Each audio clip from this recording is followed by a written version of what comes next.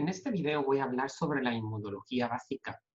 La idea de este video es poder entender cómo es que el cuerpo reacciona ante el SARS-CoV-2 y cómo una posible vacuna podría influir en el sistema inmune para prevenir o atenuar la magnitud de la enfermedad. Entonces, esta es la plática de inmunología básica. En rasgos generales tenemos dos tipos de respuesta inmune, una respuesta innata y una respuesta adaptativa.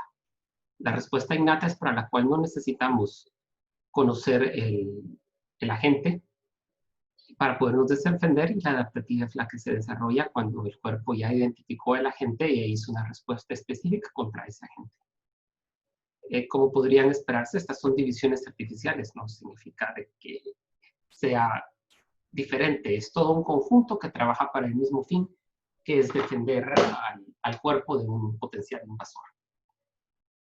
La respuesta inmune empieza del lado innato y después se traslada hacia el lado adaptativo, y después las mismas células del sistema innato pueden ayudar al accionamiento, al efecto que se desarrolla a través de la inmunidad adaptativa. Inmunidad innata no solamente eso es mediada por células, sino que empieza desde lo más sencillo, la piel, las membranas mucosas, la escalera mucociliar, todas esas cosas que evitan que los patógenos entren al cuerpo. Pero como vamos a estar hablando de inmunología y de vacunas, vamos a empezar hablando de mediadores celulares de la inmunología innata. Estos están los linfocitos NK, los asesinos naturales, las células presentadoras de antígeno y los granulocitos, que a su vez incluyen a los eosinófilos, mastófilos y neutrófilos. Los linfocitos natural killers, los asesinos naturales, reconocen y matan a una célula que está infectada o que se ha malignizado. Tienen diferentes mecanismos para detectar cuando esto ocurre, y cuando esto ocurre, atacan a la célula y pues producen citoquinas, y al producir las citoquinas llaman a otras células que van a seguir con el trabajo, van a limpiar el área, pero también llaman a las células presentadoras de antígeno que se van a encargar de ligar esta respuesta inicial innata con la respuesta que el sistema adaptativo ya va a dictar. Los linfocitos NK también actúan sobre las células recubiertas de anticuerpo, también llamadas opsonizadas. Esto es, el linfocito NK puede ser una célula efectora del mecanismo de adaptación adaptativo. Una vez se identificó el patógeno y se cubrió de antígenos, pues el linfocito NK puede ir también y puede matar a esa célula que se está portando mal. En general, en su rol de inmunidad innata, actúa sobre células que expresan esta proteína NKG2D que está en su superficie. Las células normales no expresan esta proteína, pero cuando se someten a ciertos niveles de estrés, empiezan a producir y a expresar esta proteína en su superficie. Este estrés puede ser porque fue infectada por un virus o porque ha habido una malignidad. Y también otra cosa que hacen es que para que el linfocito NK pueda matar a la célula, necesita que no tener la señal del complejo histocompatibilidad tipo 1. Esto es como funciona de manera negativa. La presencia del MHC tipo 1 inhibe la acción asesina del linfocito NK. Esto también es parte de la respuesta viral. Una respuesta que está infectada con un virus va a producir menos MHC tipo 1, lo cual la va a impedir que esa célula pueda desactivar a un linfocito NK que ha detectado el NKG2 en la superficie. Y el linfocito NK, al activarse, lo que hace es que inyecta enzimas que abren hoyos a la membrana celular y destruye la célula. Las células presentadoras de antígeno en general son los macrófagos que están en circulación, y estos macrófagos, cuando pasan a tejidos, se convierten en células dendríticas, que son las que realmente son las especialistas en presentar antígenos. En los pulmones están los macrófagos alveolares que hacen eso, presentan antígenos. Otros tejidos tienen otras células presentadoras de antígenos, como entre la piel están las células de Langerhans, la microglía en el sistema nervioso central, etc. Y todas son derivadas de macrófagos o de precursores de macrófagos en la médula ósea, y lo que hacen es presentar antígenos. Entonces, ¿cómo hace un macrófago para detectar un antígeno? Y esto es que tienen estos receptores de reconocimiento de patrones. Estos receptores detectan patrones que son altamente conservados y que están asociados a cierto patógeno o a microbios. Entonces reconocen moléculas asociadas a microbios como lipopolisacáridos, como la flagelina, como ADN bacteriano. Como se recordarán, el ADN bacteriano puede tener algunas diferencias de bases y de estructuras del ADN eucariota, y proteínas de origen bacteriano. También reconocen moléculas asociadas al daño celular, y esto va a ser principalmente el daño causado por virus o por malignidad. Y como habíamos visto en la presentación de biología molecular, cuando el ligando se une a este receptor, se produce un sistema de segundo mensajero, y esto conlleva a la producción del factor NF-kappa beta, también factor de necrosis tumoral alfa, interleucina 6, y algunos receptores activan los factores de transcripción IRF7 y IRF3, que activan la síntesis de interferones del tipo 1. Los interferones del tipo 1 son importantes porque son parte de la respuesta inicial que se tiene cuando hay una infección viral, y después vamos a ver un poco más de esto. Entonces, entre estos receptores de reconocimiento de patrón están los Toll-like receptors, y aquí vamos a ver que es, por ejemplo, este Toll-like receptor detecta lipoproteínas, este otro lipoproteínas, este otro detecta un receptor con lipopolisacáridos, esto algunos lípidos modificados, y estos receptores se encuentran en la membrana del macrófago y de otras células que potencialmente van a actuar contra un patógeno que acaba de entrar. Adentro de los endosomas, es decir, ya cuando el patógeno o el elemento extraño ha sido fagocitado, se va a encontrar con estos otros receptores que entre lo que hacen es que reconocen ácidos nucleicos. Bueno, ahora vamos a hablar de los granulocitos: basófilos, eosinófilos, mastocitos y neutrófilos. Los neutrófilos responden a la inflamación, producen citoquinas, y las citoquinas lo que hacen es que van a reclutar otras células, producen formas reactivas de oxígeno, y una cosa interesante que pueden hacer los neutrófilos es que se pueden suicidar para hacer una red de estos gránulos tóxicos que van a atrapar a la bacteria y que van a liquidificar el tejido. Y eso es lo que conocemos como pus. Los macrófagos y los neutrófilos trabajan juntos. Reconocen los patrones microbianos y los patrones sugestivos de cáncer. Y los neutrófilos actúan principalmente sobre invasores extracelulares, bacterias. Los macrófagos pueden atacar a las células directamente también.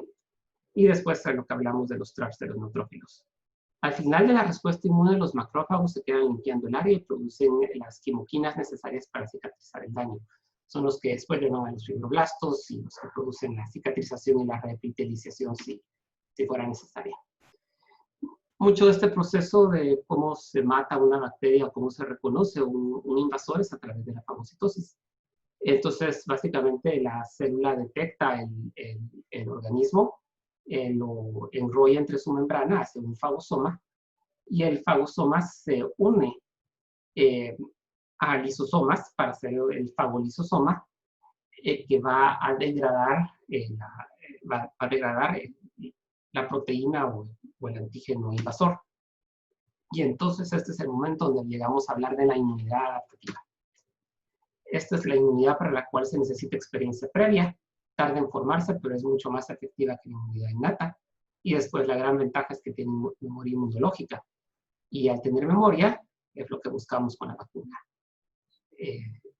Dar esa memoria para que si la persona se expone al agente patógeno, no sufra la enfermedad. Y otra vez, es otra definición artificial, es que puede ser mediada por células o puede ser humoral. Los dos sistemas trabajan juntos y la división es únicamente académica o por enseñar. La presentación de antígenos necesita 3 señales. Primero necesita el complejo del antígeno con el complejo de histocompatibilidad tipo 2. Entonces lo que pasa es que cuando vimos esa fagocitosis, el fagocitoma se unió con el endosoma y entonces el endosoma empezó a digerir la proteína de ese antígeno. Y entonces esto se va a unir al retículo endoplásmico, se va a juntar con la molécula de histocompatibilidad tipo 2, lo va a cortar en diferentes patrones y después este antígeno extraño se va a expresar junto con el complejo de histocompatibilidad tipo 2, y este es el complejo del antígeno con el MHC tipo 2. Después se necesita una coestimulación, y estas son moléculas que estimulan a la célula dendrítica y que se unen al CD28 del linfocito. En VIH es una de esas, es el CXR3, que es uno de los cofactores más conocidos, pero no es el único. Y después están las citoquinas. Las citoquinas van a ayudar a expandir y a reclutar todas las células necesarias a producir los mediadores químicos necesarios para que se desarrolle la respuesta adaptativa. Entonces, existen dos patrones generales para reconocer a un invasor. El camino exógeno es cuando el invasor está afuera de la célula. Entonces, bacterias, parásitos, toxinas son fagocitados por una célula presentadora de antígeno. Se degrada el antígeno y entonces se presenta se asocia a un complejo de histocompatibilidad tipo 2, y esto resulta en activación de las células CD4. Después está el patrón o la vía endógena, que sucede principalmente con viruses y con bacterias intracelulares. El antígeno puede ser detectado adentro de la misma célula, o simplemente la producción del antígeno hace que algo se asocie a los complejos de histocompatibilidad tipo 1. Y entonces ocurre esta cross-transpresentación que activa los linfocitos CD8, que son citotóxicos. Y entonces este es solo un ejemplo de todas las diferentes interacciones que puede haber entre una célula presentadora de antígeno y una célula T. Y por ejemplo hay una coestimulación negativa que sirve para evitar la producción de autoinmunidad, y hay varias estimulaciones positivas que le van a indicar a la célula T que se debe activar. Entonces, esto es lo que estábamos hablando del procesamiento del antígeno para que se una al complejo de histocompatibilidad tipo 2. Aquí viene el antígeno, lo toma el endosoma. Después hay este proceso de peptide loading. Entonces ya queda el complejo de histocompatibilidad tipo 2 unido a una parte del antígeno, y esto es lo que se presenta, ¿verdad? Y después, para que esto suceda, tiene que ir el complejo de histocompatibilidad tipo 2 se produce en el retículo endoplásmico, después pasa al aparato de Golgi, y después se hace esta molécula, que es la que efectivamente viene aquí, y la que lleva ahí todo el proceso. En el proceso exógeno, cuando se va a unir el antígeno a la molécula de histocompatibilidad tipo 1, lo que pasa es que el virus produce una proteína y la célula en estrés taguea esta proteína en el retículo endoplásmico. Entonces, lo que hace esta proteína tagueada es que se va a coexpresar en el complejo de histocompatibilidad tipo 1, y entonces los linfocitos citotóxicos la van a poder identificar. Entonces, la célula presentadora de antígeno presenta un linfocito CD4. El linfocito CD4 activado puede activar un linfocito B, y los linfocitos B son los que producen anticuerpos, y entonces aquí hay un proceso de expansión clonal. Se producen diferentes tipos de anticuerpos. Inicialmente se produce IgM, y después ya se va a producir IgG, que son los anticuerpos que nos van a interesar principalmente. En las membranas mucosas también se produce el IgA, que sería lo ideal para un patógeno que entra a través del sistema, a través de una mucosa, como sería el coronavirus. Los CD4 también pueden activar a los linfocitos CD8 citotóxicos. También hay una expresión clonal y también hay una memoria. Y los linfocitos CD8 activados reconocen las proteínas extrañas entre el complejo de histocompatibilidad tipo 1 de las células que están infectadas. Entonces, los anticuerpos optimizan la presentación de antígenos, aumentando la respuesta inmune. Porque recuerden, cuando ya hay anticuerpos, estos anticuerpos se van a unir a la célula infectada, y eso va a facilitar que el macrófago venga, se la coma, y ahora presente los antígenos en el complejo de histocompatibilidad tipo 2, y entonces van a hacer una cadenita positiva en la que se va a seleccionar cada vez más anticuerpos que van a ser específicos contra el invasor. Se van a activar más células CD4 y CD8 que van a ser específicas contra el invasor. Y pues la idea en general es que con esto la infección termine. Entonces, la respuesta, vamos a hablar de la respuesta inmune con el SARS-CoV-2, el virus de COVID-19. La persona se expone, entonces la primera pregunta es si habrá inmunoglobulina del tipo A en sus secreciones. Si el virus se une a la inmunoglobulina tipo A y la inmunoglobulina tipo A se une al domain binding protein de la proteína spike del virus, y vamos a hablar de la virología en la siguiente presentación, este no puede interactuar con la célula víctima y el virus se va. Esto es el ejemplo de un anticuerpo neutralizante, es lo que queremos saber, y si esto pasa, la persona nunca se debe infectar, no hay peligro de que vaya a haber shedding viral, se acabó el problema. Después, si esto no sucede, el virus invade una célula respiratoria, se une al receptor ACE2 y toma control de la célula. La célula entra en estrés, intenta secretar interferón, empieza a doblar malas proteínas y las empieza a expresar en el MHC tipo 1, taguea algunas proteínas del virus.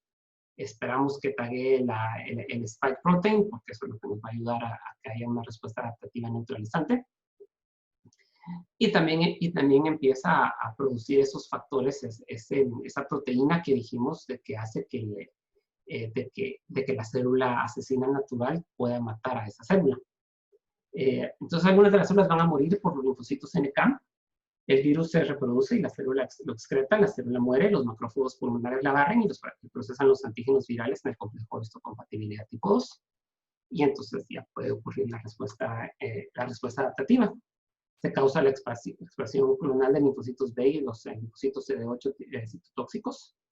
Se producen anticuerpos. Los anticuerpos se unen al virus libres, a las células infectadas que expresan las proteínas del virus, a los pedazos de virus que andan flotando por ahí. Se optimiza la presentación de antígenos y se produce una variedad de anticuerpos y de células reactivadas.